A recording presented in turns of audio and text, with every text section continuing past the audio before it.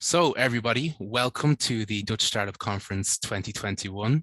My name is Adam. I am the founder of Startup Network Europe, and it's a pleasure to see you all here today. So just to tell you, there are many people here from the Netherlands. Most of you are founders of startups and scale-ups, but we also have many international people. So what I'm going to do is give a quick overview of the Dutch startup scene for anyone who is an investor in the United States and in other places. And I think the best way to do this is to talk about dealroom.co. So this is actually a Dutch company that gives a great analysis of startups all over the world. And according to their data, there are at least 10,000 verified startups in the Netherlands. And the incredible thing is, in 2015, the VC investment in the Netherlands was less than 600 million euros. If we forward only 6 years, there is already over 5 billion VC investment to date, and it's only October. So we've gone from 600 million in 2015 to probably 6 billion by the end of 2021. So it's a thriving startup scene. And why is it thriving? Well, there are many reasons. Number one is role models. So Booking.com, of course, is probably the most famous example of a Dutch startup, a Dutch unicorn. They are valued at over $87 billion. Adyen, Molly, Carnext.com, there are many, many unicorns across the Netherlands. And why so many Dutch startups? Why so many Dutch unicorns and success?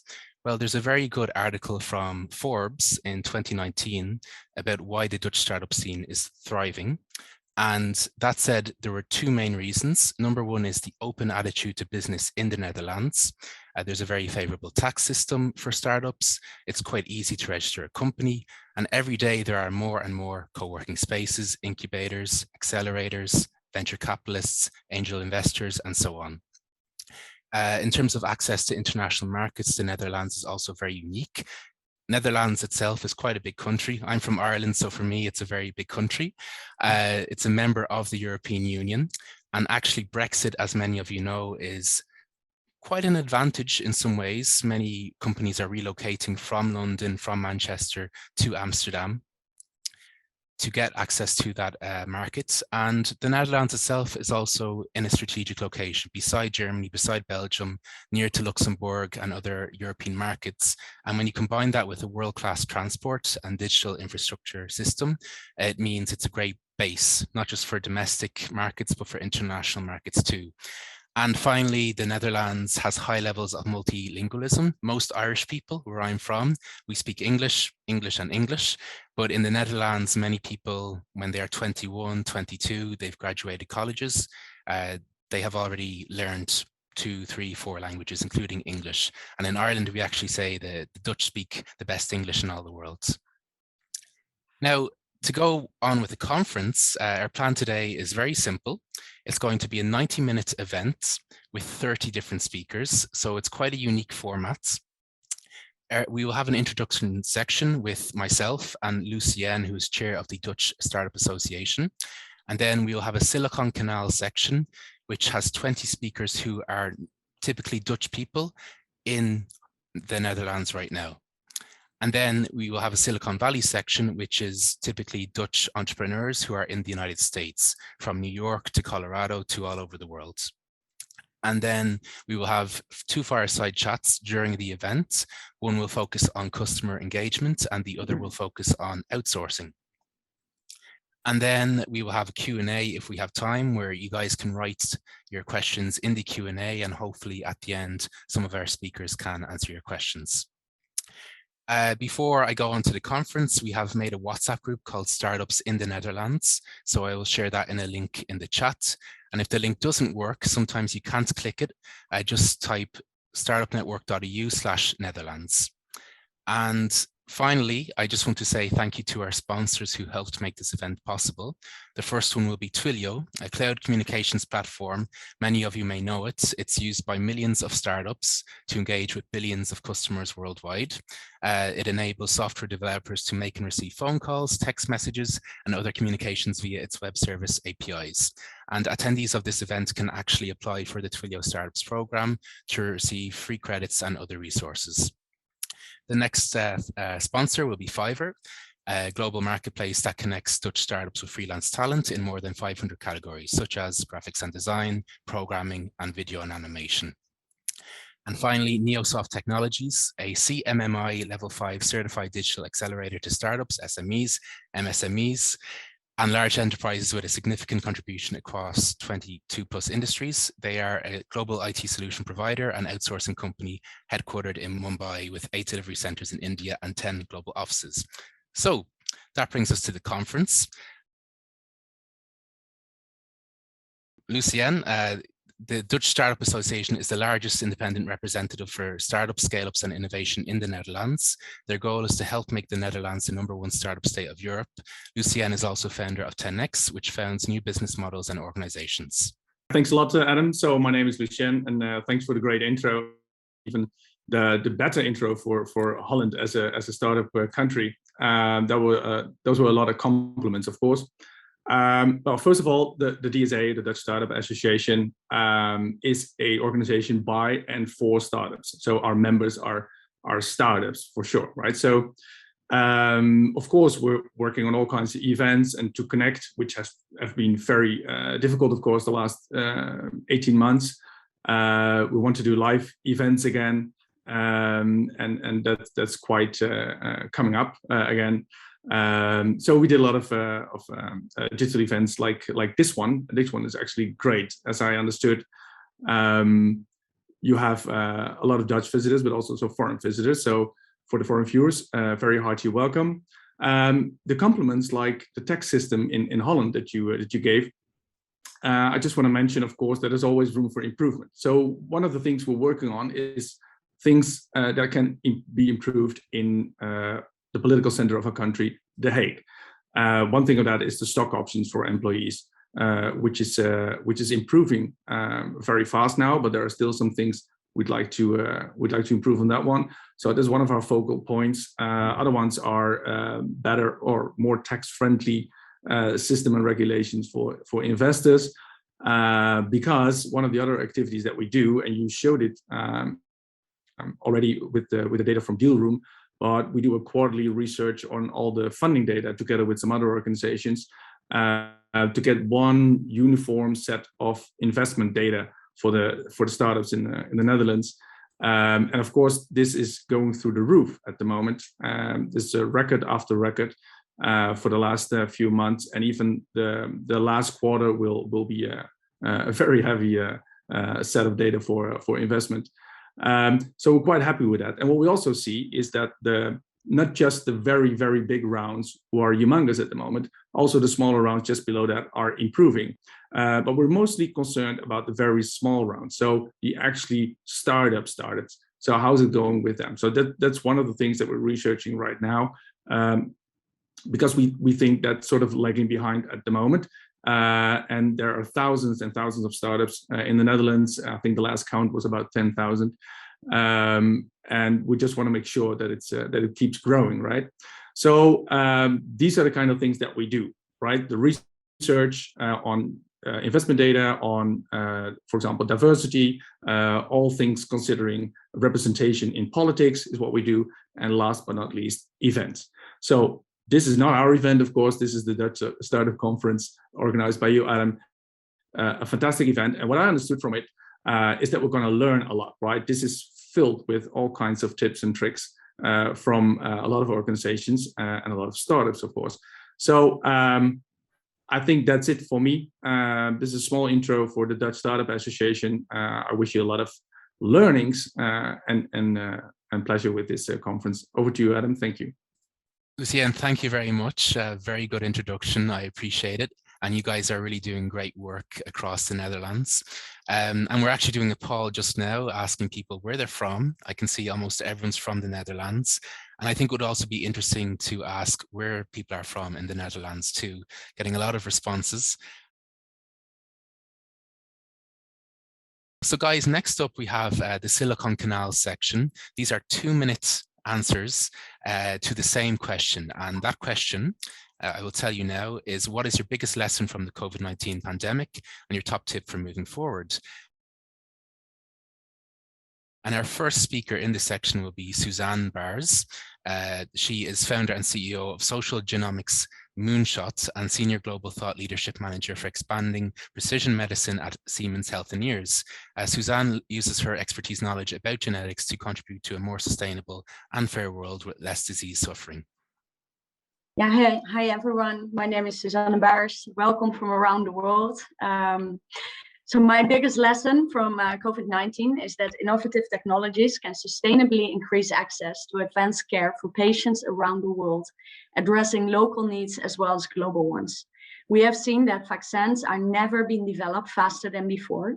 And I can tell you in those 2 minutes about the importance of digitization, both internally in the company and externally, and the use of evidence-based data to drive precision medicine. But I think this is something we can all relate to. My top tip for everyone would be to stop spending months and years in making the perfect frameworks, business models, and project plans and guidelines in isolation, whether you're a startup, working in industry, a hospital, or a regulatory body, because it's really not about the perfect technology or product or service. It's about getting this in the hands of the people who need it.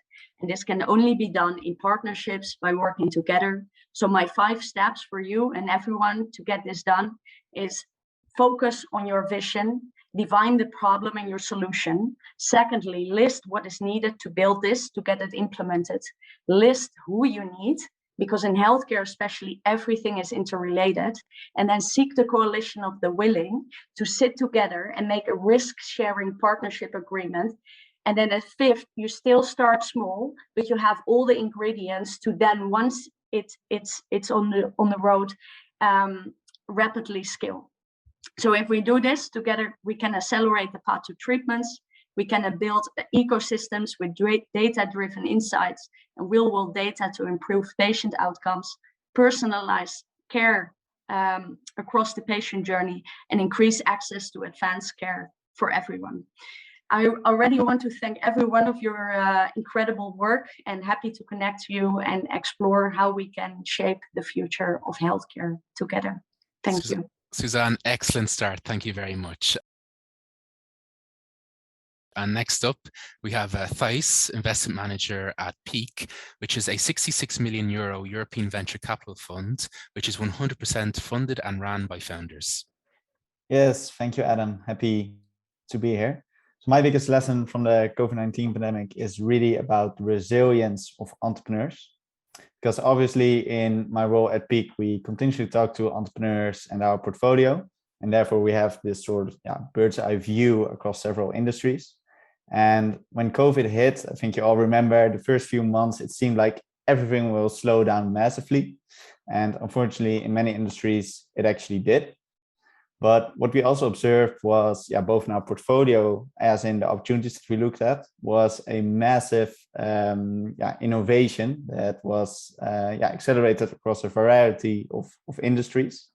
And I've been truly amazed by how such a black swan event, despite all the horror it caused, also caused this major acceleration in certain industries. So think about how we consume these events, or indeed the health that was just mentioned before. Or how we hang out afterwards with our colleagues, with one of our portfolio companies, Mibo, but also how our views change on remote work and how it can potentially impact salaries across the globe and income distribution across the world. So my top tip moving forward is even how bad things may look, or how an external factor might impact your life or your business, as long as you stay positive and show resilience, I think there are always opportunities for you out there. And then if I have a little bit more time still, how can you build that resilience as an early stage tech startup? I think that's really about, outside the industry or the product that you're building, there's always one strong foundation, and that's really your founding team. Because if you have the right co-founders, have a diverse and complementary skill set, then I think you can really overcome all the challenges in the world. Now we see it as SaaS, marketplace, and platform investor.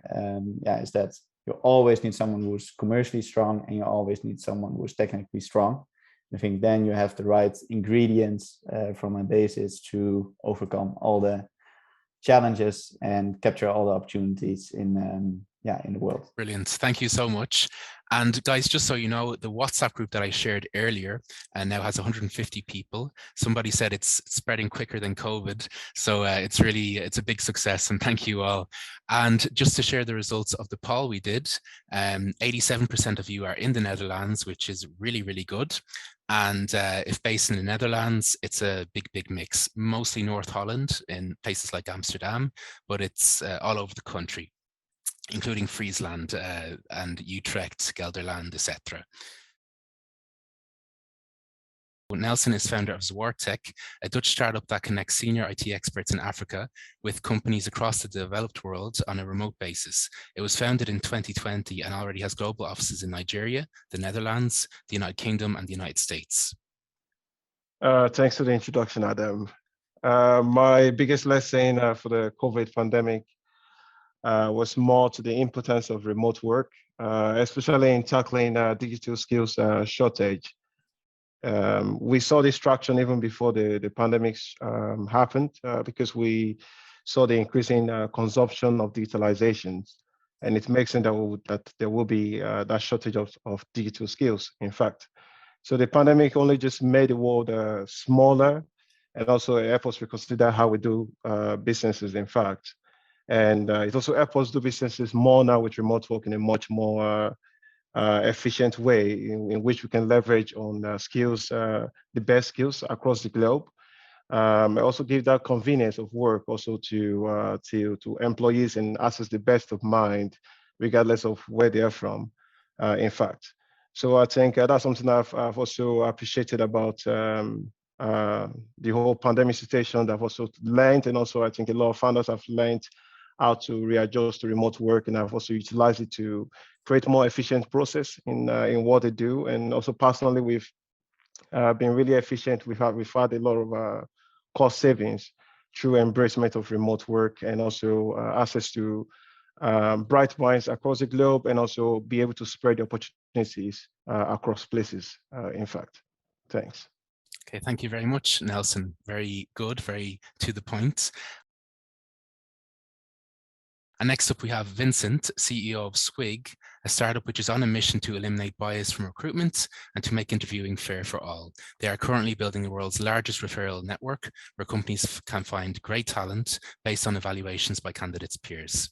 My biggest lesson from the last year and a half going through the COVID-19 pandemic as a startup is the importance of user feedback. Prior to COVID, my user acquisition strategy was almost entirely based on in-person networking at events, and overnight that vanished. So we really went through this very painful period of having very little direct connection to potential new users, which is really, really important as an early stage startup. On top of that, we're a recruitment platform, and hiring also ground to a halt in those early stages of the pandemic. So we really had to recalibrate how we connect with our users, but we never really found that substitute for, okay, just go meet people and shake their hand and talk about their problems. And this has been very now, right? Even now, like most events are still virtual, like this one. It's very hard for us to do product development in the absence of having that continuous user feedback. And it really slowed us down. So that's something where like it really showed us the importance of continuously having user feedback. Now, we figured it out eventually, but it did slow us down a lot. So in terms of a tip, like rather than a tip, I'm going to make an offer. And it's an offer to everybody here, including the speakers and the attendees. Contact me. And if you want, I will set up a call with you. I will give you feedback about your product. I can try to connect you to the relevant people. Goodness knows, maybe even I want to try your product, right? But just find me on LinkedIn, or my email address is vincent@swyg.com. It's really easy to remember. And if you mention Dutch Startup Conference 2021, I promise I'll respond and set up some time to talk. Vincent, fantastic. Thank you very much. I appreciate the support I can see in the Dutch startup community. So next up, we have Elske, owner of travel company Doets Reizen, initiator of the socially engaged startup Buddybold, and founder of the Young Lady Business Academy. Elske's latest book, Bloom, has inspired many people to make a turnaround in their lives. Thank you. Welcome. I'm actually right now in Sweden, so I just show you this. The sun has just gone. But great to be here. Yeah, my biggest learning from the COVID-19 crisis is, to my opinion, this crisis is showing us that we have been too indulgent to mobility and consumption, and we really have to be careful of newer and bigger pandemics coming in the future. So I think as an entrepreneur and also as a startup entrepreneur, my main top tip would be create movement in urgent societal issues as a company. I know a lot of startups are focusing on technology. Yes, that's an important tool, but do this for urgent societal issues. Myself, I focus with my Young Lady Business Academy on inequality. And then with my startup, which I just started last year, Buddybold, it's a platform company, and I'm trying to beat loneliness for older people with younger buddies. For the younger buddies, the technology is very accessible, but for the older people, it is not accessible. So my approach to grow this company is really to focus on technology, but mainly creating traction to have clients and buddy couples really having this experience to beat loneliness. So as I'm an entrepreneur with my travel company already for 20 years, I have a lot of experience with marketing. And I would really say, as a startup, mix your focus on marketing, technology, but mainly create traction. That's my story. Thank you very much. Elske, thank you. And thank you for all your work to help people as well. Next up, we have Baars, and he is head of revenue at RocketX, which is building the leading services ecosystem for exceptional European scale-ups. They eliminate growth barriers by providing the right people, access to capital, and new business. Thank you for having me in the introductions. Actually, the one single lesson learned, for me, the most important is actually that companies that treat active business building and have an innovation centered culture are the companies that are most likely to succeed, especially in times of uncertainty and volatility. In other words, companies that can capitalize on opportunities that arise from dramatic events like COVID, create whole new opportunities and actually can capitalize on this. And an example of this is, for example, when COVID struck, our business was hurt tremendously. We had a 95% loss in revenue due to a transactional business model. And then we researched our customers. We spoke to 400 or 500 customers to distill what their problems were. And we looked at our capabilities and then built an entirely new business and actually scaled from 8 to 70 people within a year's time. And that would never have been able without an event like that occurring and without the capabilities and the mindset within a company to capitalize on that. So for me, that is the best lesson learned, at least. And also looking forward as a tip, I would say, really analyze how behavior has changed and how this can benefit you also. So don't default back to old school behavior. And to make this very, very tangible. For example, in sales processes, even the most enterprise customers have become adept to some form of digital selling. So make sure that you do whatever is required in order to win business. So to have field representation, or to meet in physics or in physical, or to have a real life event, but don't default to a useless physical meetings, to streamline your whole sales process and to decrease your cost of acquisition. And in line with that, I see a lot of companies struggling with cash flow because a lot of their pipeline has depleted due to COVID. They've reduced their investments in marketing, and now they have a big problem ramping back up again. And then customers, then they offer like payment terms of 30 or 60 days to their customers, and creating a huge liquidity squeeze. So very practical advice, speaking to hundreds of companies that go through this pain, is to really look at your payment terms and see whether or not you can make people pay up front. Even if it's only 1/3 or half of all your customers, make sure you do this in order to manage your cash flow well, and to prevent that this will turn into a big pain when you scale back up again. Perfect, Beer. Very to the point. I really like it. Thank you. And next up, we have Karine. She is based in New York, and she is an investor and senior strategy advisor at Future Planet Capital. She is the founder of Women in the World and CCO of the global team of Women in Tech. Hello, Adam. Thank you for the invitation. Actually, as we speak, I'm in France. I'm on my annual walking trip. I think the biggest takeaway for me from the pandemic was that nature plays a huge important part of my life as an entrepreneur, but also as an investor. It actually allows me to take distance from the world, to see if the path that I'm walking on, if that's still the path that I'm supposed to be on. As part of Future Planet Capital, we were actually the ones who invested in VexiTech. With Women in Tech, I think we noticed that the women who were technology savvy, they were the ones who really thrived during the pandemic. I would like to, which is just joined her. They are in numerous countries in the world. They create a cohort system where if you want to start or you have an idea and you have a passion, but you don't have a partner, you may want to join or Anther. Google it, anther.com. I think brain capital is the future. So I can imagine that what my biggest takeaway was during the pandemic is that I really wanted to learn about things that I hadn't really had the time to work on. And the pandemic actually allowed me to do that, to go back to the drawing board. To just give you an idea, I'm going to be taking a group of female leaders to the World Expo in 2 weeks' time, which opened on this past Friday. And in 2019, I was actually busy with the preparations.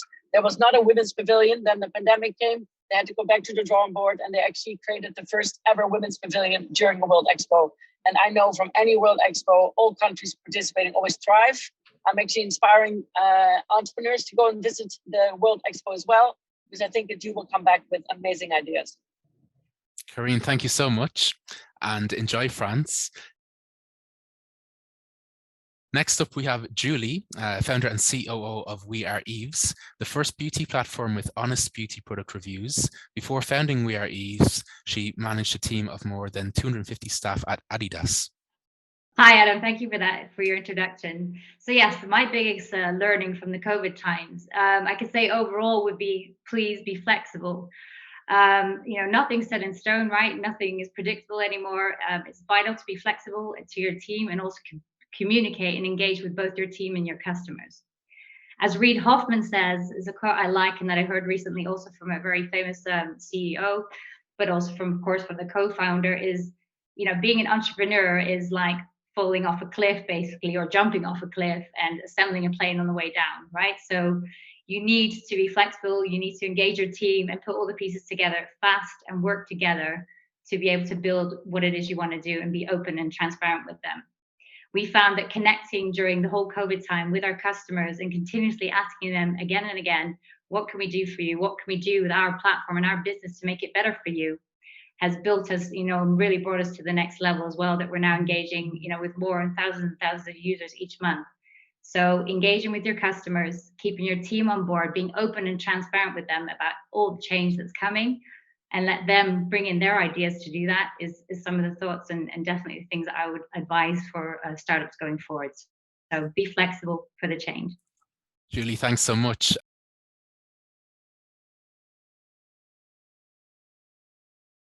So next up, we have Frank. He is Twilio Startups ecosystem developer for the EMEA and global emerging markets. He has extensive experience working with international teams, and he acts as a startup BizOps mentor for Techstars and 500 startups. Now, Frank, we've had this conversation in practice before. I talk with a lot of startups who are fantastic at marketing and selling. They spend a lot of time on generating customer growth, and on paper, everything looks good. But fast forward 2 months, 3 months, those customers don't buy again because the customer service, the delivery is not good enough. So you're a big believer in customer retention. Yeah, absolutely. I think this conversation echoes what we spoke about previously. I think customer retention is actually fundamental to any startups that are focusing on growth. I think a lot of the time startups tend to over-index on growth instead of focusing on retention first. It's like the first step or lever. But I think when we look at what retention is and why it's actually vital and fundamental to a startup's ability to scale, I think it really comes down to really understanding what your customers' pain points are and really being able to double down on that. I think what we've seen at Twilio is that communications plays a vital step towards customer engagement and then having that capacity to scale and grow. But without focusing on retention first, it's very hard to actually find, what are the key factors or variables that can then enable you to scale if you haven't addressed your customers' most fundamental issues. Yes, and I think for startups, a big issue is churn. So they only look at certain numbers, like how many customers are they generating per month, but not looking at how many customers are actually leaving. And in terms of customer growth, then you have the retention, then the growth. What is the best way to generate this? I think it comes down to really understanding your customers. We always talk about trying to understand, what are the different channels you're reaching your customers on? Is it WhatsApp? Is it SMS? Is it email? And really trying to understand and take an omni-channel approach to your communications. I think the way I look at it is you have communications, which factors into customer engagement. And then this leads to product market fit or traction, as we've come to understand it. And I think the more you're able to really understand what the pain points are, and then able to actually lock down on this or zero in on this in terms of like focusing on the retention, reducing the amount of people who leave, that will then optimize and drive a more positive customer engagement. And I think customer satisfaction is a byproduct of the customer service that you provide for your customers. And when startups are analyzing their growth, what false positives do you think they should be aware of? I think usually it's, high first-time sales numbers, just looking at the revenue that's coming in. I think these are all just surface level, surface deep. They are positive and they tell a good picture, but I don't think it tells the entire picture. I think sometimes it's really understanding, what are the click-through rates? How come, for example, they go to the shopping bag, but then they bounce off the platform or they don't finish and complete a sale? These are all the different areas where you can really double down on to understand, are you, for example, communicating with them on the right channel? Is it happening at the right time? Is it taking place on the medium that they would prefer? What we've noticed is that we've understood that email tends to be archival in nature, for example, in comparison to SMS or WhatsApp. So, as a business, when you're thinking about scaling your communications, it's always key to think, at what point of the customer life cycle would I engage with them? Why would I engage with them? Is this the right time to be doing so? And I think the more we're able to focus on that, personalize that as well at scale, I think that's where you can have a really powerful impact in terms of benefiting your customer, bringing in personalization, but then also an omni-channel approach to communications and thereby customer engagement. Yeah, and very interesting, we did a poll, 3 polls, and is your startup B2B or B2C? 70% of the startups here are B2B. Most of them have between 1 to 20 employees. I'm going to do another poll now. One aimed at, question number 1 is for B2B startups. Question number 2 is for B2C startups. What are your most effective channels for customer engagement? And Frank, maybe you can give a comment on that, the difference between B2B and B2C. What is best in your experience? Again, I think it comes down to it's a matter of preference, and it depends on what your customers are looking for. I think what we've seen with B2B startups is, and just all startups in general, is that email tends to be the most ubiquitous form of communication as a foundation. We've seen some really great startups who use email to warm up their customers, get them to engage with the product more, get them to understand, how they can improve their productivity out of the product. So I think as a foundation, email always works well, but then you have to look at, again, the life cycle. Is it support? Is it sales? Is it customer service? Is it marketing? And then what channels are you utilizing? I think if you're utilizing email for all your channels, this isn't a bad thing. But again, if you're doing A/B testing with your customers, if you're speaking with them, trialing out, how you communicate, you'll then be able to find out, how, why, when would it like to be communicated with, and then what is the best way or the best manner to scale this out. I do think it's always key to get this right early on when you've got, your first 50 customers, your first 100 customers. If you're really able to double down on this, it really then, I think, empowers you as you're scaling to provide both that element of personalization and scale with how you communicate or the mediums by which you communicate. And I think that, again, reinforces that key concept around customer engagement, providing great customer service and good customer support. Great, and I'll just display the results of that poll now. Is this of any surprise to you? No, it's not of any surprise. So I think, as we said, we always knew email would be the foundational component, and it's probably the most popular. And we've also noticed, for example, programmable video, again, very strong during COVID in terms of how startups and founders are reaching customers in varied ways. And then, for example, phone calls and programmable voice. So I think, again, looking at what we're seeing here, it's pretty much between WhatsApp, email, video calls, and phone calls. And I think all of these can be factored into how founders are reaching their startups, especially in an ever remote world or in a hybrid world. I think all of these do come into play in terms of A, your communication channels, and B, how you're really going to reinforce and drive customer engagement for your wider marketing campaigns and efforts. Great, and yeah, you can see emails, I think, for both B2B and B2C, it is the most popular thing. And then I suppose one of my final questions for you would be, when it comes to Twilio, in your experience dealing with lots of different clients, what are the most important components of the customer experience? I think fundamentally about customer experience is really how am I reinforcing trust? And I think what happened was during COVID, everything went up in the air, we went fully remote.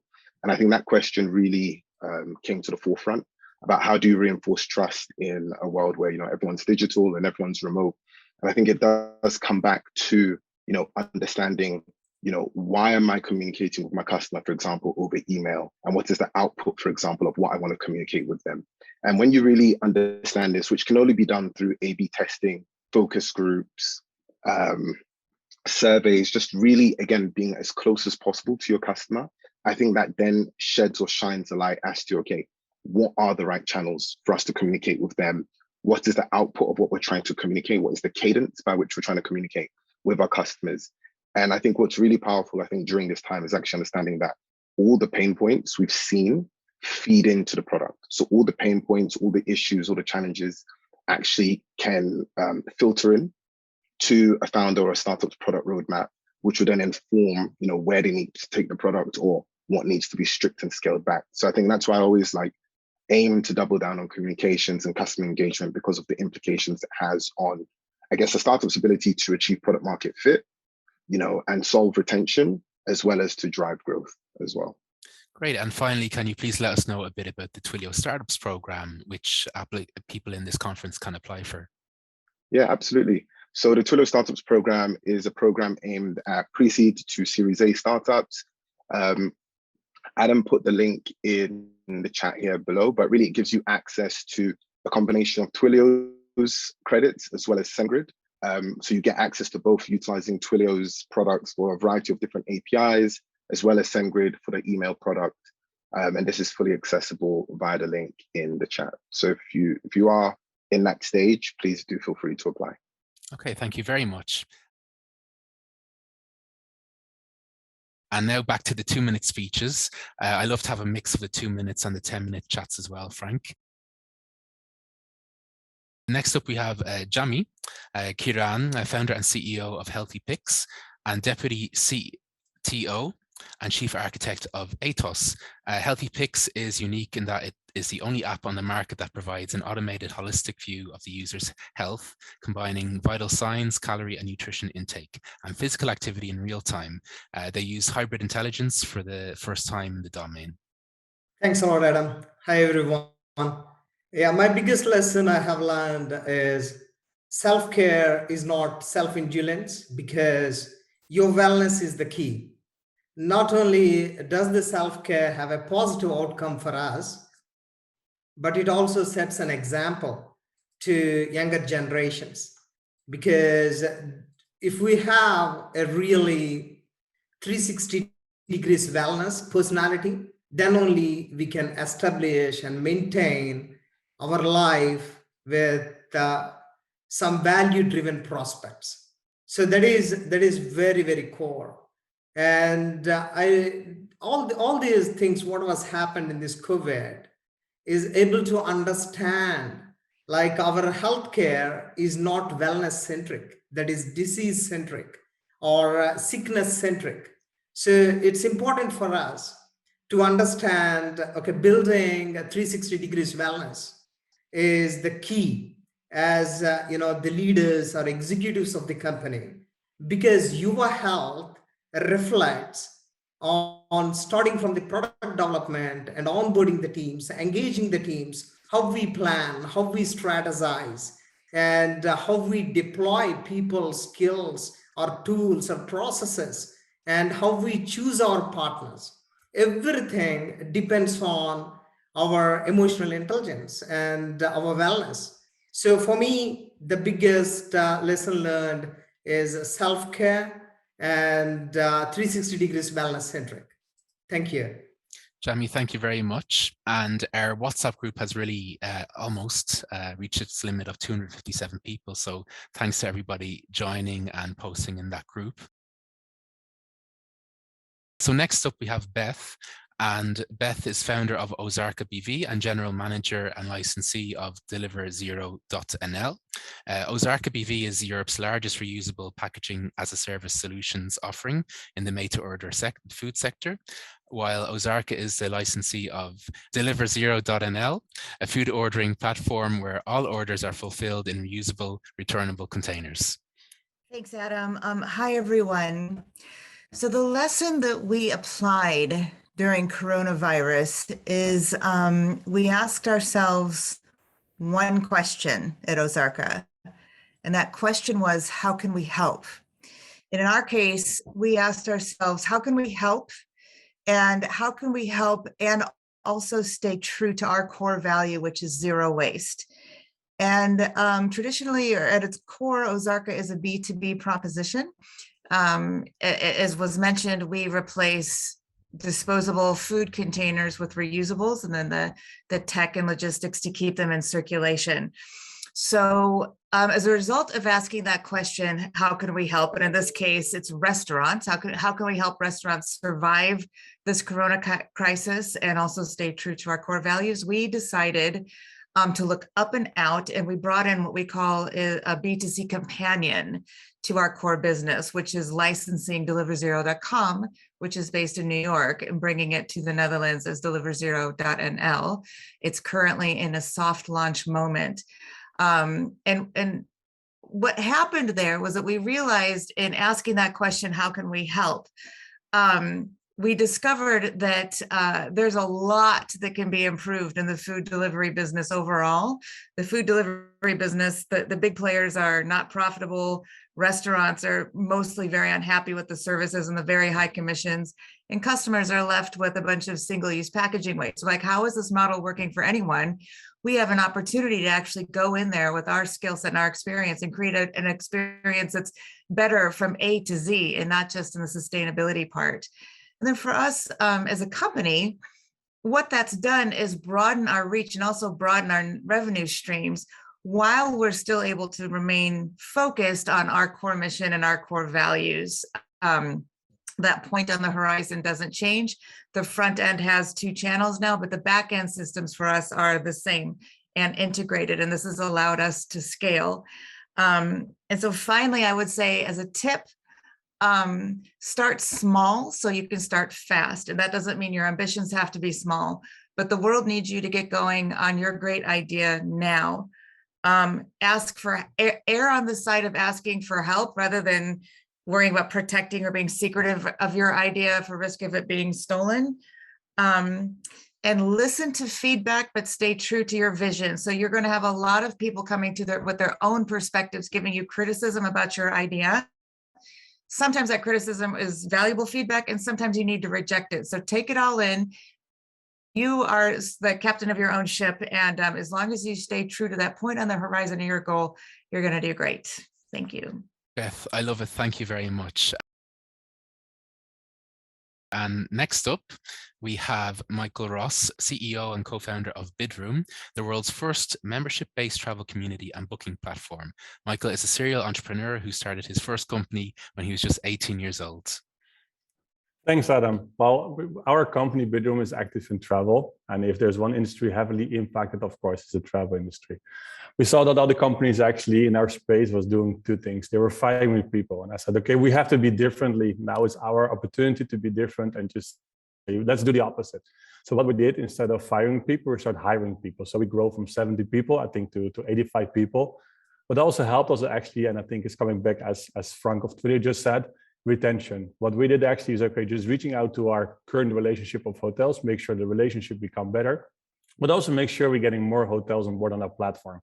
So we could see that they're quite well. When we first had a goal of maybe 50,000 properties on board, we succeeded with 65,000 properties. Because everybody was standing still in the industry, we did the opposite. And I think it's really important when you see something like this happening, like a pandemic, how bad it is, try to also see it from business opportunity. So we did completely the opposite. We just, okay, don't focus on any user acquisition or any customers, focus on getting more hotels on board, the other side of the marketplace.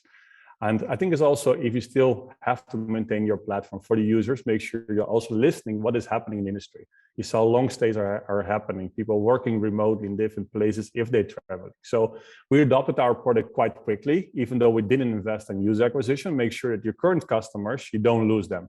And I think I just mentioned already the quote of Frank. And I think it's really important to make sure you don't lose customers, maintain them, create a relationship with them. And the same for our hotels. We couldn't give them any bookings. What we did, we created content for them, courses for them. We just connected them with Uber Eats to make sure they still had revenue.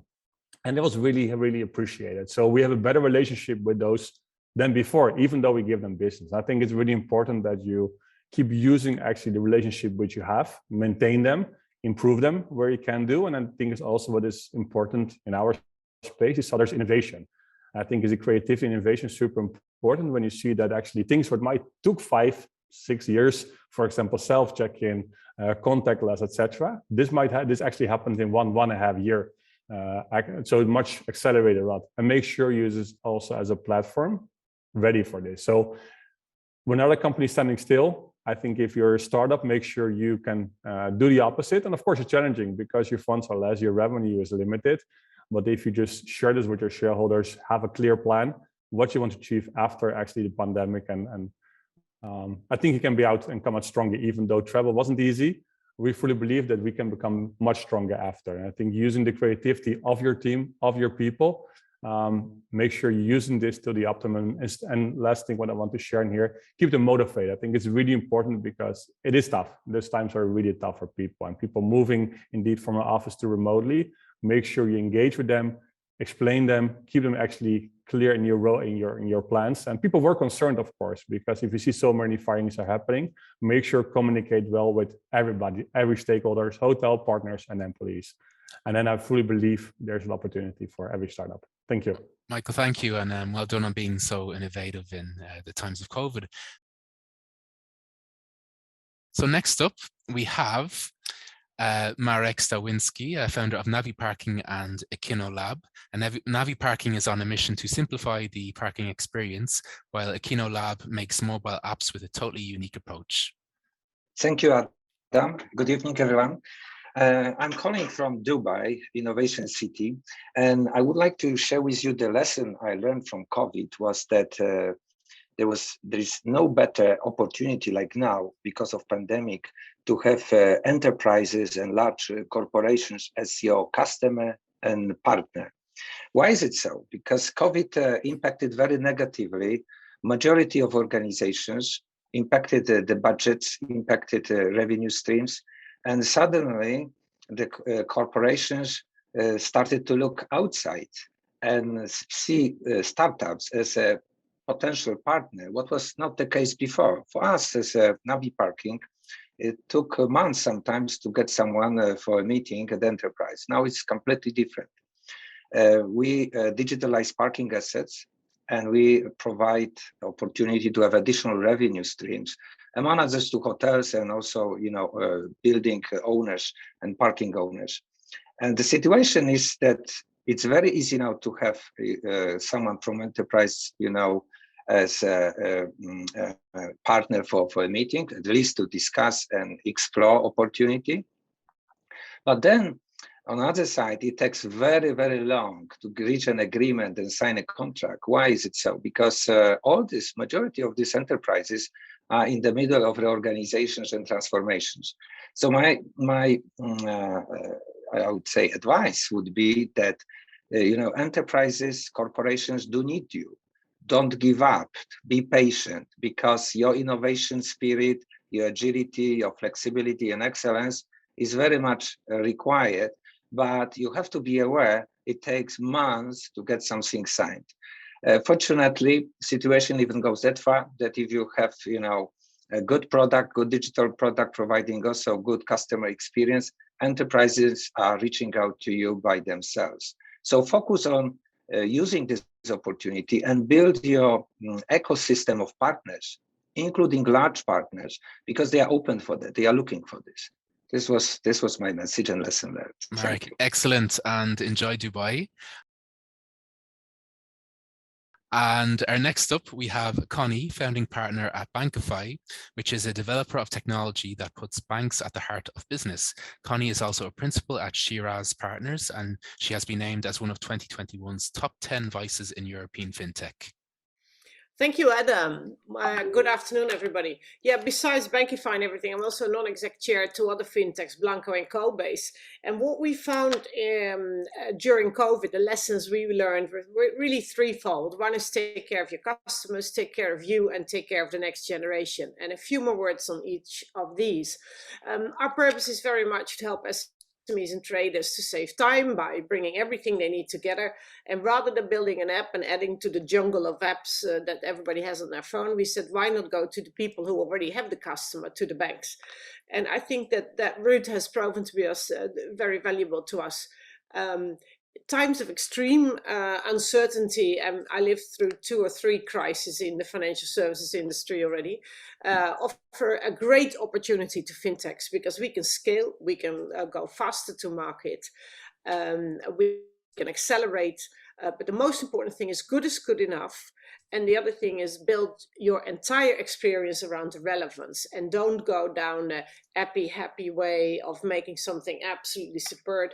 Relevance is the best user experience. The second point was take care of you. And as I said, we've been through crises before. And although we all want to go modern, we want to go SaaS, we want to have pay-as-you-go type models, do think of yourself. Cash is extremely key to live through tough times.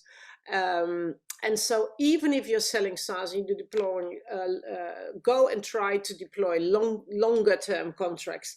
Every fintech I work with in advisory firm or our own, I say, if you think about a 1-year contract, go 3.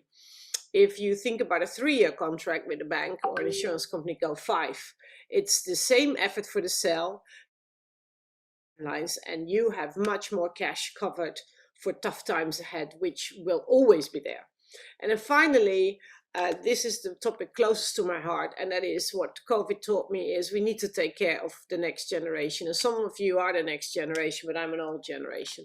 So I would say looking after your team is a duty. It's not good HR.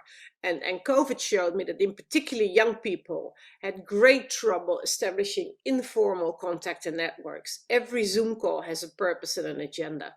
And I made it a point to when people ask me, come and speak or come and work, do something, help us. I said, that's fine, but it's 1 + 1. So you get me and you get a young person and you treat them as you treat me. but at least then they get exposure to your network in the real life environment. And so I would say, those are the three things I learned. Most importantly, share your social capital with the next generation. Connie, excellent tips. Thank you so much.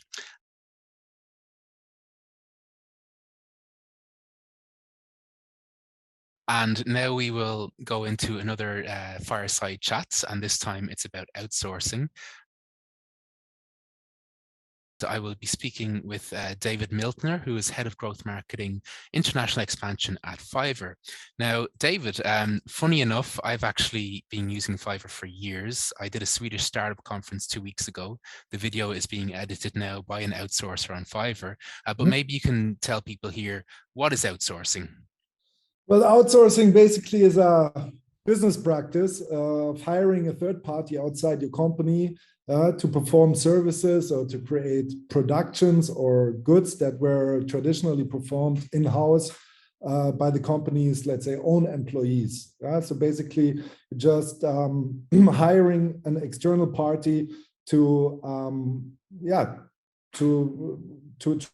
produce services or whatever you need in order to be more, let's say, flexible and faster with your internal resources.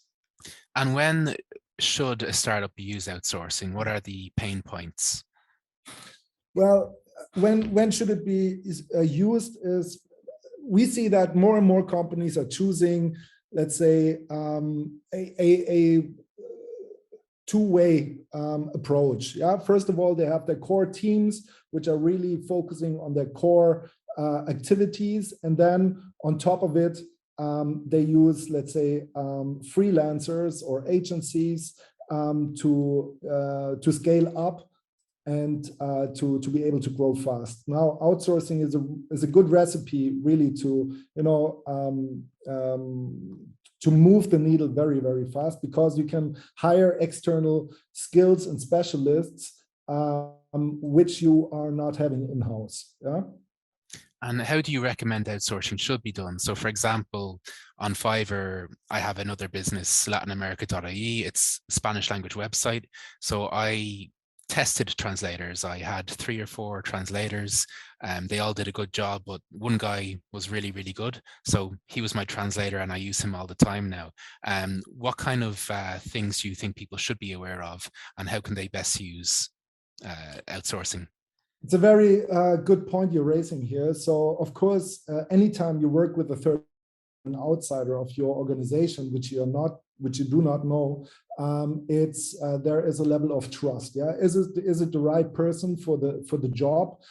Is it capable of doing this task I'm entitling him to do? And at Fiverr, we have several, let's say, solutions to tackle this trust issue. First of all, we have a rating system where our buyers can rate the certain things like communication, quality of deliveries, etc., etc. So we are really and this is extremely important for us to create transparency on the marketplace, so the buyer knows exactly what he's getting once he engages with a seller. And then, of course, being able to brief exactly what you need is also very, very important. So the seller or the freelancer has an idea on what is expected from him, and can he meet the demands or not. Yeah, and you actually said to me in a previous conversation, don't outsource all the time. Sometimes in-house is better, but you can use outsourcing to carry the heavy load, the administrative tasks and things like that. Exactly. So, I mean, not every part of your business is, suitable for being outsourced. I mean, you won't most likely outsource very sensitive parts of your business. Yeah, you want to have ownership over your finances, over your core data. This is stuff you want to keep and you want to, secure. But there are dozens and dozens of possibilities and services you could just book and outsource in order to be more efficient. Basically, have your core team concentrate on the things which matter. So let's say I've never outsourced before. I'm going to try it out. What questions should I ask myself? So do I have the right, do I have the resources to do it in-house? Do I have the skills? Do I have the suitable people? Are they occupied with other tasks? What are the timelines for a milestone or for a project? When do I need it? These are very essential questions you should ask yourself, and be very honest with yourself. Can you do it in-house or not? If you are coming to a conclusion that no, it's most likely very pricey to, I don't know, learn coding, to set up, an app design or whatnot, because you don't have the skills in-house, you don't have the talents, it's most likely a good idea to get some external help in order to, move the project forward and buy these services externally, and then you can basically proceed on your mission, which is delivering a product, setting up a website, whatever you want to do. And in outsourcing, is it usually a one-time service, or do you see more and more companies hiring somebody again and again? I'll give you an example. I have a video editor on Fiverr.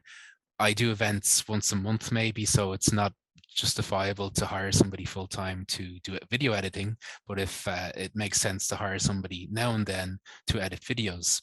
So there's one person, I've worked with a few editors, but there's one person I really like, so I'm hiring him again and again. What do you think of this? I mean, it really depends on how often do you need this task to be done. It would be a bad idea, I think, if you are having a business which is very, focused on, I don't know, social media, and not having a guy in-house who can handle social media, or you want to establish a blog, and you have no clue about SEO. You should build up these internal, resources, the specialists on your core business. Or core areas, but for example, if you have, I don't know, an occasional video production once a month or twice a month, you do the math. What is more lucrative, to hire someone full time, or to just pay for the video you want to be edited, and that's it. Basically, it's just it's a cost value calculator you need to do yourself. There is no rule of thumb. If when to outsource and what when not to do it. It basically comes down to costs and resources. Yeah, and if anybody needs a video editor, I can recommend this guy I work with. He's very good. And I suppose just to end, then, have you used outsourcing before? 3/4 of the attendees in this event have, which is quite positive. So nearly half the people here have used outsourcing. When they have outsourced, they have done it for IT. About 1/3 of people have used it for accountancy and legal services. Marketing and sales is very popular too. That makes a lot of sense. And we at Fiverr as well do it. For example, right now we are having an entity. For example, I mean, Fiverr is a Israeli company. Of course, there is our legal department are not as firm with German laws. Where I'm located, for example, right now, so it makes a lot of sense to outsource these tasks to a German lawyer who knows the circumstances and the legal frameworks in Germany.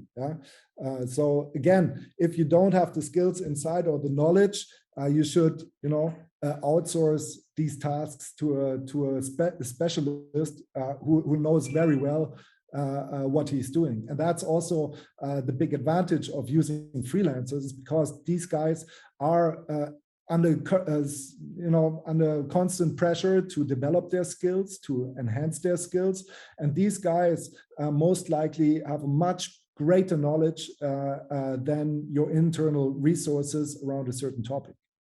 Brilliant. Well, thank you, David, for the conversation. And I just remembered my logo. My logo is from Fiverr as well. So thank you for that.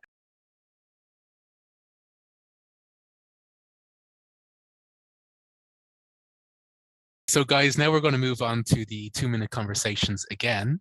And our next speaker will be Ricardo Van Lemen, founder of Flex and Unravel. And Flex is the all-in-one solution for companies with flex workers and dynamic services. It makes planning and communication around flex workers easy, efficient, clear, and customized. Thanks, Adam. And thanks for having me and also for the introduction. Well, my biggest lesson, what I've learned actually during this pandemic, was the importance of sharing knowledge for the culture, because Flex was established, I think, it's now 4 or 5 years ago.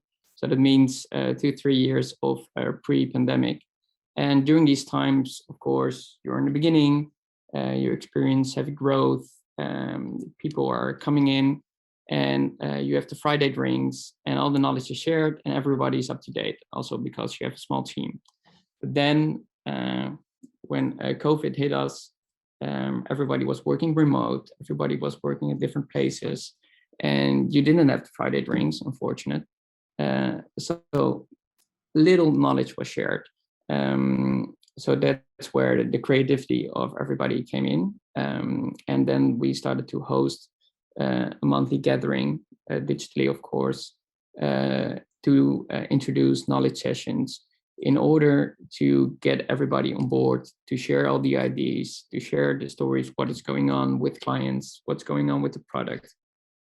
And it was new for us. So there was a big internal innovation. And now it's, of course, a bit hybrid. People are working remote, people are working in the office, and we still have these monthly sessions. Then the CFO is sharing all the financial information. The product owner is sharing everything about the product. And then we finish with the drinks or an bulk activity, as we call it. And that's now a monthly thing. That's now part of our culture. And that's also one of our biggest recruiting events, because then new candidates come in, they see the culture, everybody's proud to share about the company, what it's doing. And that was for us a great step. So these gatherings, that's very important for the culture. So that's my biggest tip. Thank you, Ricardo. And hopefully we can do this event physically next year as well. It's great to do it online for now. So next up, we have Janek Haders. She is CEO of Daycom Farm Intelligence, which provides growers and the agribusiness sector with data-driven advisory services. Using intelligent analysis, all available relevant data is converted into concrete advice. Well, thank you, Adam. Yes, my name is Janneke Hadders. My biggest lessons learned during the pandemic was actually that big business steps can still be made, actually also without the physical meetings attached. During this time and during all the lockdowns, we've actually sold our company Dacom, and we sold it to an Israeli scale-up. It's an agricultural data giant, Cropix. And well, they make sensors, and it's a perfect fit. So what actually happened, Dacom was looking for a more internationally orientated partner with many branches around the world. So we could scale up our products in different parts of the world, and also a partner with a strong financial backer, so that we could do this, to make this jump. And Cropix was looking for a European-based headquarter and expansion of also their agricultural data-driven products that we could offer. So actually it was an online match, and so we found each other online and we made the introductions online. Luckily, we had the time to that some of the Israelis could come over and that we could meet. So there was a meeting in between. But the whole due diligence process and everything actually was done digitally. And even putting down the final signature was done during our vacation in France. It was at the campsite at the side of a pool. We could made our hand signatures on the final contract. And well, actually, my whole experience, these actually very difficult things can actually be done online and nowadays, and you can sit at the pool and sell your company.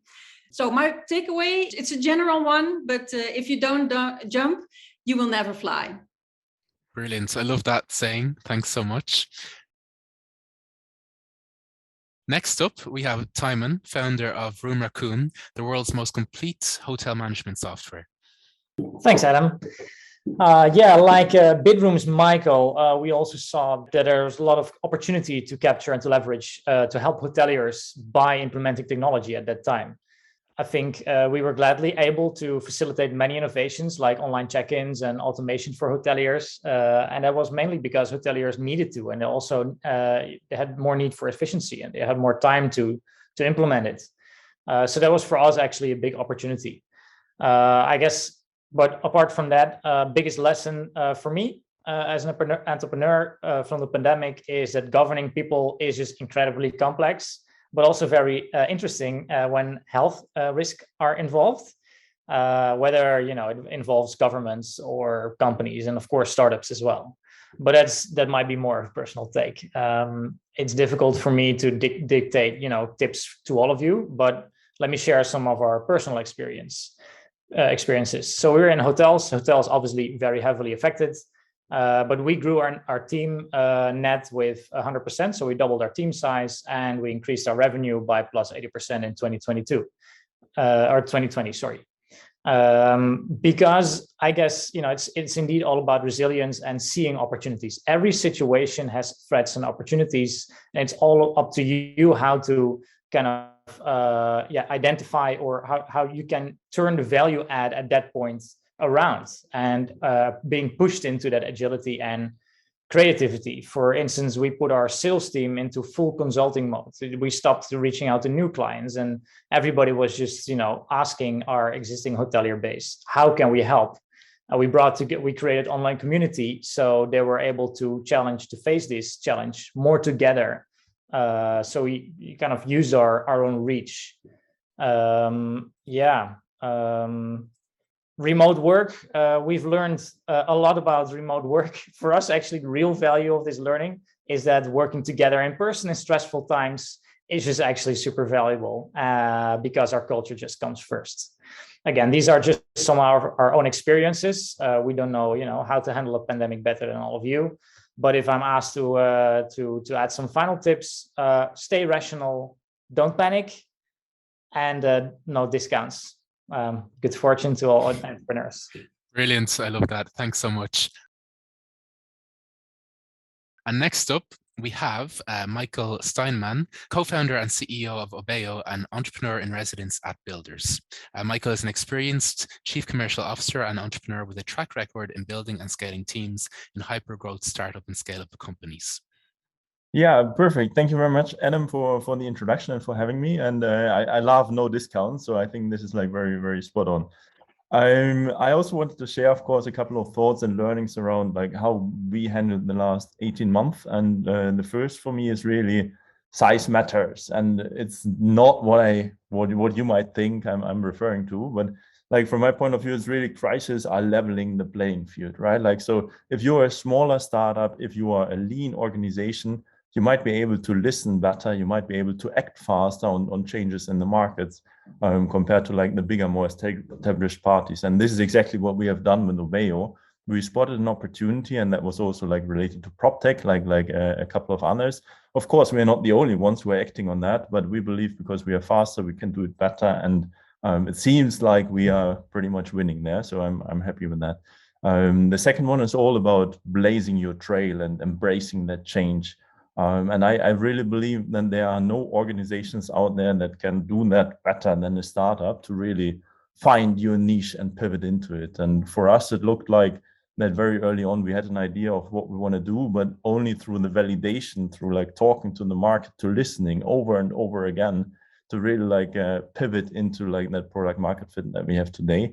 And I think this is really around like a startup and the first and the best thing that a startup can do to really pivot into opportunities like that. And the last learning for me is really better get going now, right? Like, so, and we heard that a couple of times already now. So there's no better time than today to really like get going with new ideas to make it happen. And if you think about how many big companies started out during times of crisis, I think this is a huge encouragement for everybody on this conference. Yeah. Finally, my tip for everybody is just more in general, staying lean, right? Like listen, really deeply listen and understand what the market needs before you start to build. Like in particular, if you're developing technology, I think it's very, very important to really know what the market needs before you invest in that. And that has helped us tremendously. And so one thing that you can take away from this is really like stay lean before you get going. Thank you. Brilliant. Thank you, Michael. And next up, we have Raymond, co-founder and CEO of Go Sharing, which offers shared electric vehicles as a new flexible way of transportation. They connect regions for everyone in a fun and sustainable way. Our biggest learning during COVID is to be lean and mean. We had to be really flexible when no one went to work anymore, and we had 5,000 mopeds on the streets. So we were really open-minded to start delivery, starting with new customers. And I think our tip for you is being open-minded for changes and being flexible and lean and mean.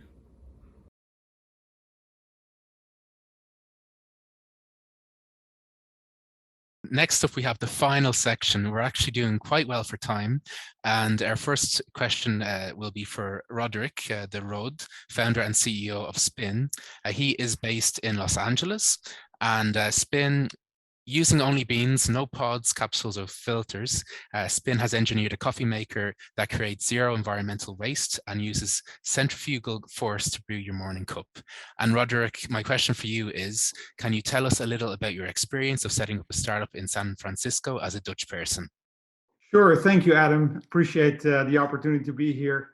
You know, to us really, to move from the Netherlands to the US was because of an accelerated program in Silicon Valley. That invited us to come over.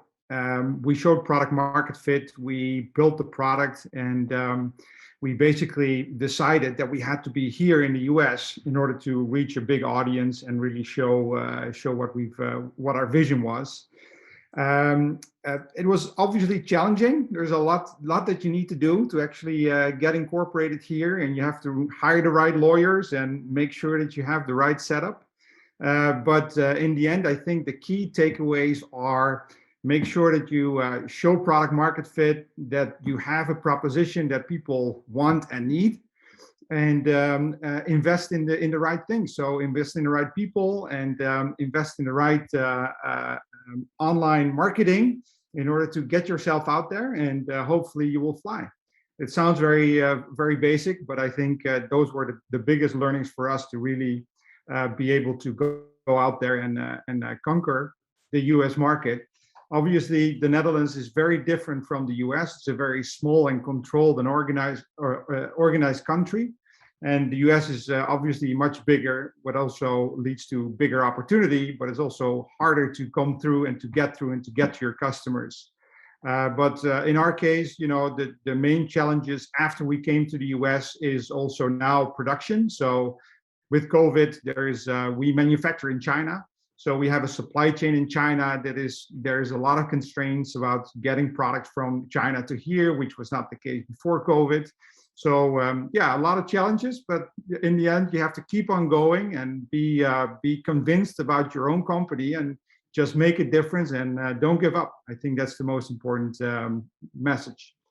Brilliant. Show product market fit and don't give up. Thank you very much, Adam. Next up, we have Eva, who is founder of Innovo.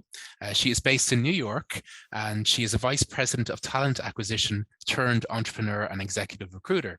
She has lived in 6 countries, including the Netherlands and the United States. With Innovo, she focuses on recruitment for purpose-driven companies, placement on purpose. And Eva, your question is, you meet some seriously ambitious companies and founders. Are there certain skill sets and traits you have observed in the highest performing founding teams that our audience could learn from?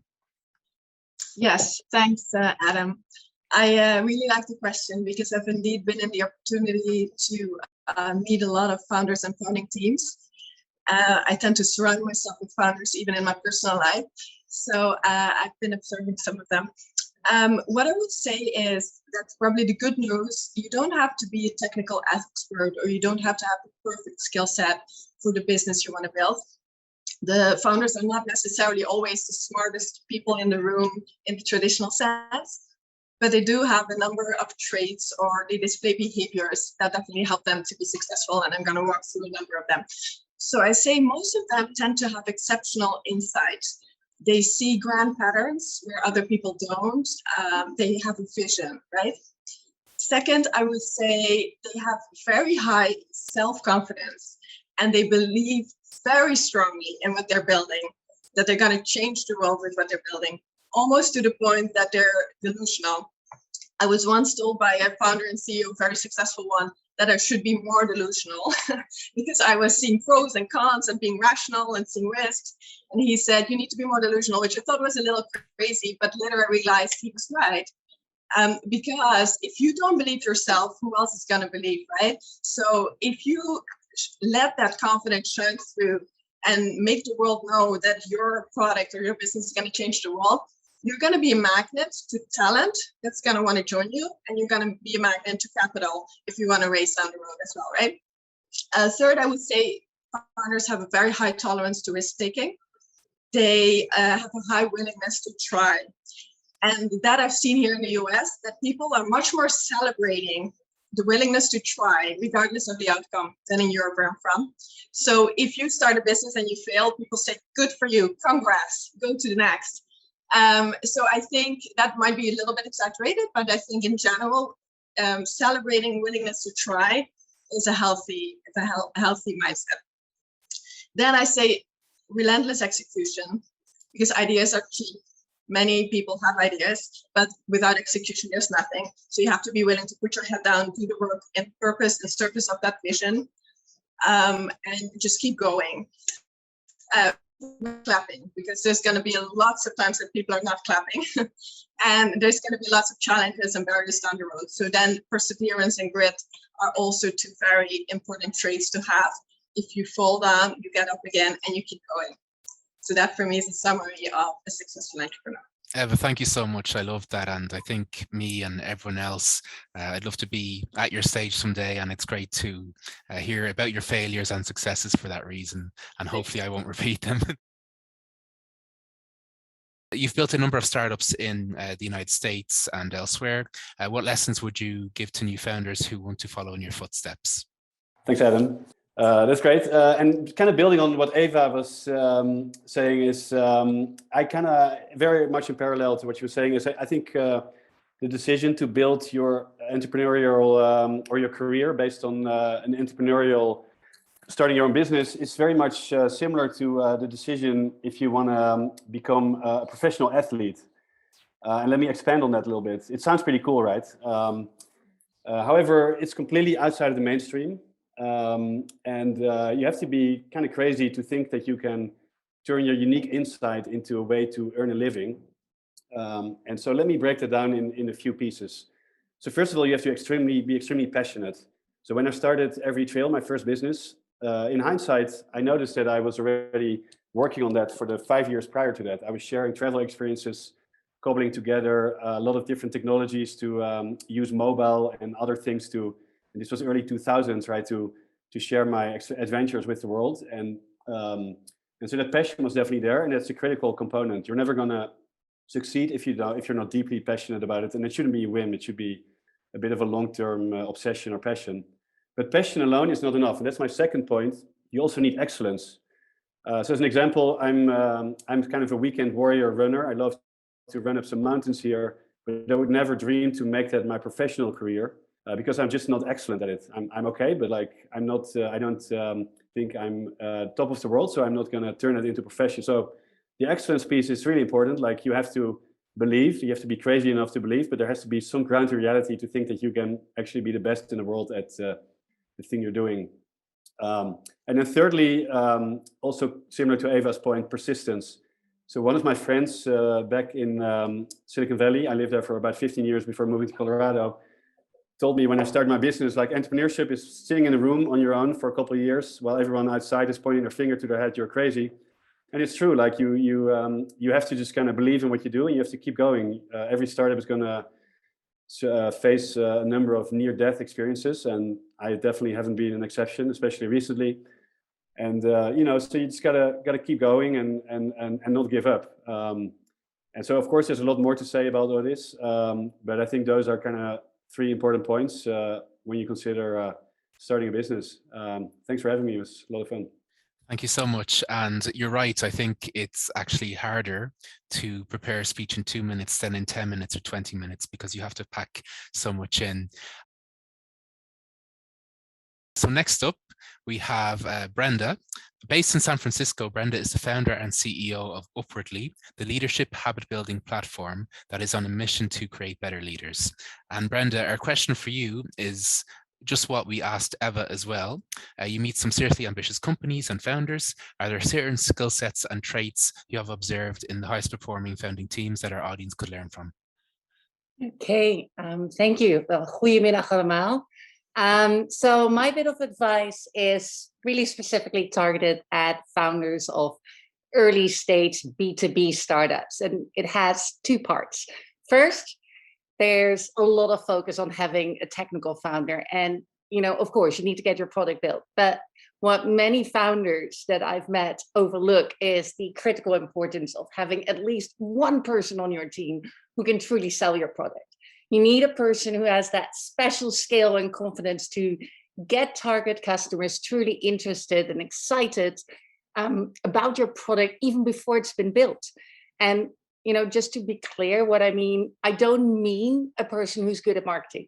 I mean a person who has that kind of really good at personal selling, a person who can work their magic and establish real life personal connections with your target customers and get you those real sales meetings early on. Because without such a person on the team, you get nowhere. Technical expertise will help you build your product, but it won't help you get traction, let alone revenue.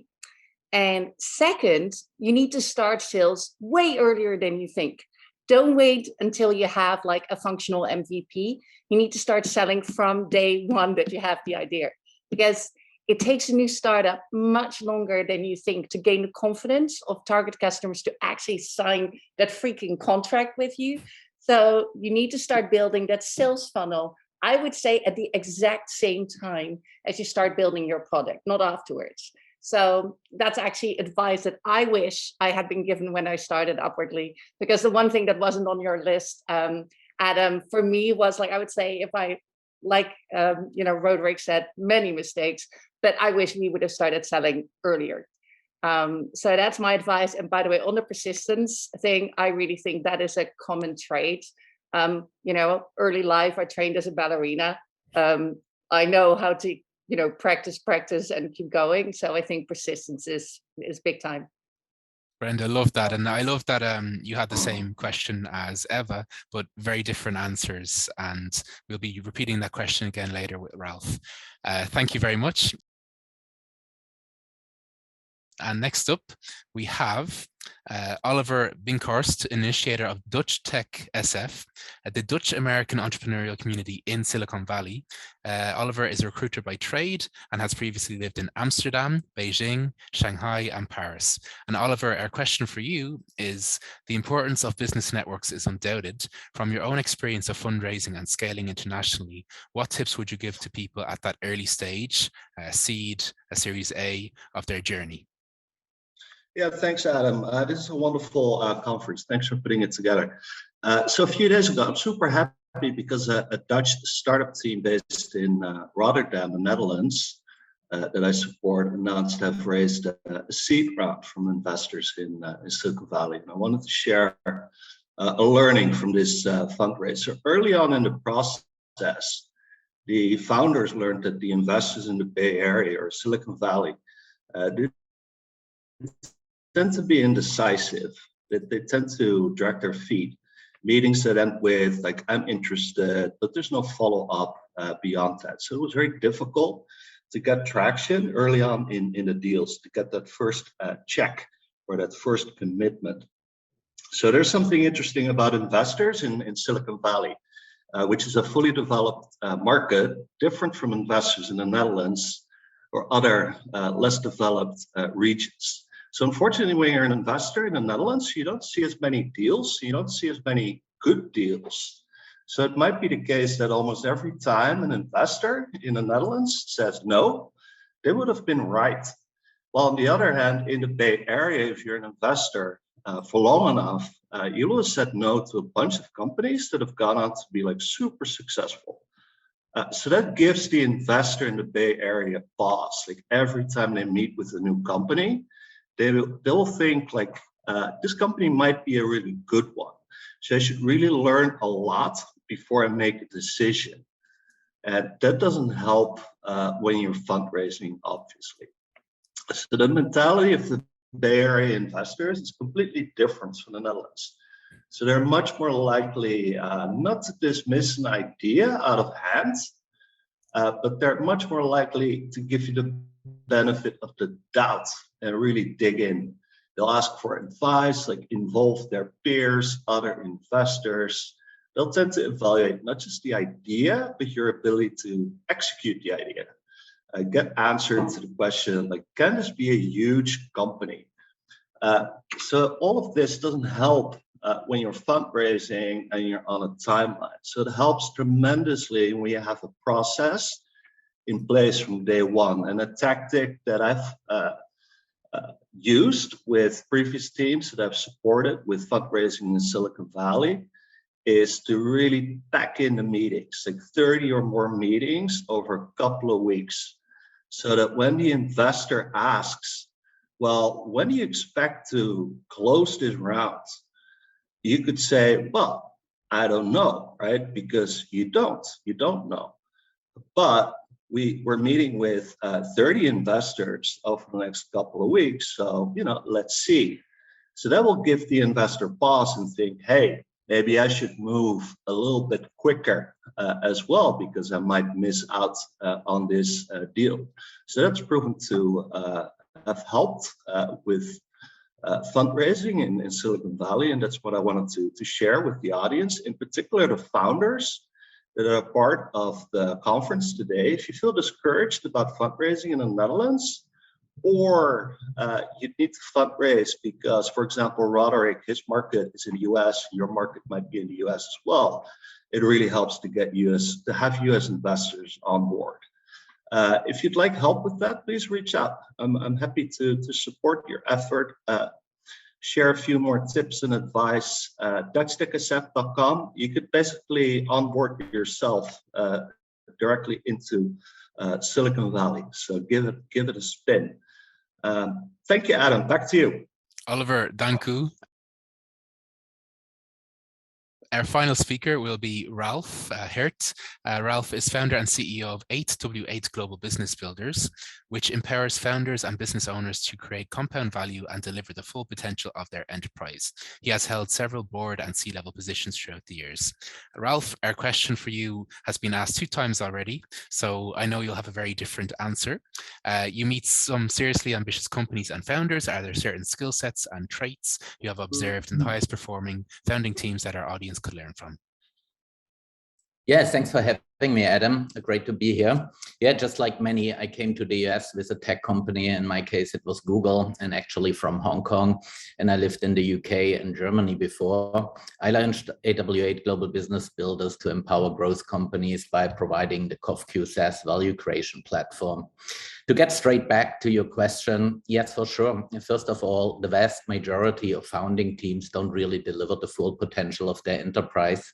So the question is spot on. What is it that sets the winners apart? For sure, there's no secret sauce for successful US expansion. First, though, those who succeed have a clear understanding of the status quo. They know what is going on and what they need to do and are not too shy to ask. Secondly, they define their priorities, and only then they define their focus. They do have a plan and focus only on the strategic initiatives that really matter, which is easier said than done, especially in fast-moving tech, where there's so much that you could do all the time. If they have in one way or another frameworks, methods, and software tools for value creation in place, this becomes much, much easier. If any of you don't have this, you better implement such quickly. As a result of leveraging best practices, they don't get sidetracked easily and don't jump on every single opportunity outside the very core. So keep in mind, in scale-up land, less is most often much more, and focus wins. To conclude, you need to assess the IQ of your company, use smart tools for strategy execution, and learn and evolve on an ongoing basis. It's all about execution and compounding strategies. This all together will do the trick then.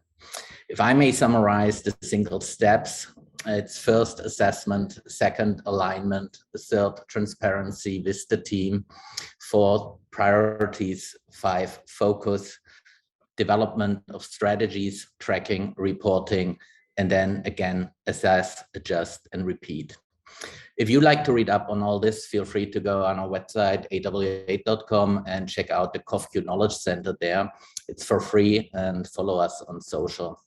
Thank you very much for having me, Adam. Please have the audience reach out if any questions, and congratulations for hosting such a great event.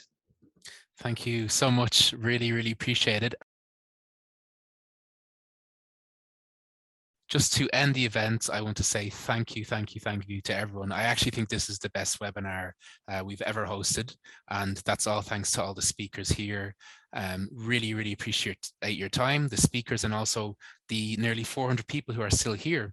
To conclude the event, in the chat, I have put a link, and in that link, you'll go to a page on my website, and that will have links to the speakers, their companies.